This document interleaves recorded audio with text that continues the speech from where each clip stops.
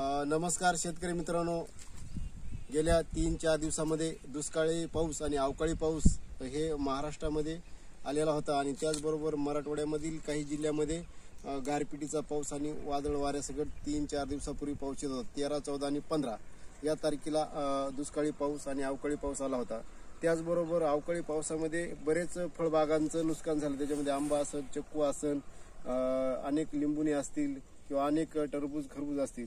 आता हे तुम्हाला दिसतं आहे ते आंब्याचे दुष्काळा वाऱ्यामध्ये हे आंबे सर्व काही गळून पडलेले आहेत आणि या आंब्याला जवळपास 100-125 आंबे लागले होते. त्यापैकी काही आंबे हे गळून पडलेले आहेत, हे दिसले ते. आणि आता वरी जे दिसणार आहे ते आंबे एकदम कमी झालेले आहेत आणि हे खाली पडलेले आहेत वादळ वाऱ्यासोबत. तर ह्याच्या बरोबर जर इतर शेतकऱ्यांना वादळ वाऱ्यामध्ये जर नुकसान करून घ्यायचं नसेल आणि फायदेशीर शेती करायची असेल तर आपल्या शेतावर काही आव्याकडूची झाडं लावलेली आहेत. ते वादळ वाऱ्यामध्ये एकही फळ तुटून पडलेलं नाही. तर आता आपण आव्याकडूचे तुम्हाला मी फळं दाखवतो आणि झाडं दाखवतो.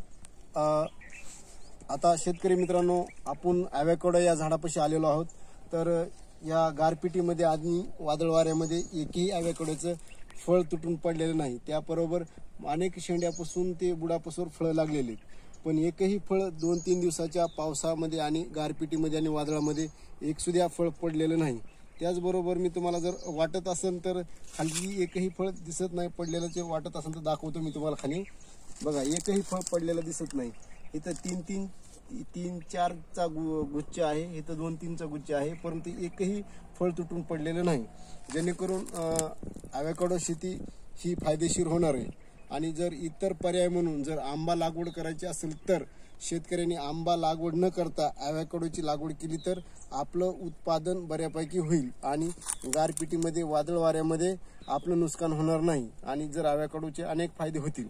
त्याचबरोबर इतर शेतकऱ्यांना जर आव्याकडोची काही माहिती पाहिजे असेल तर माझा मोबाईल क्रमांक आहे 78 75 18 50 32. धन्यवाद.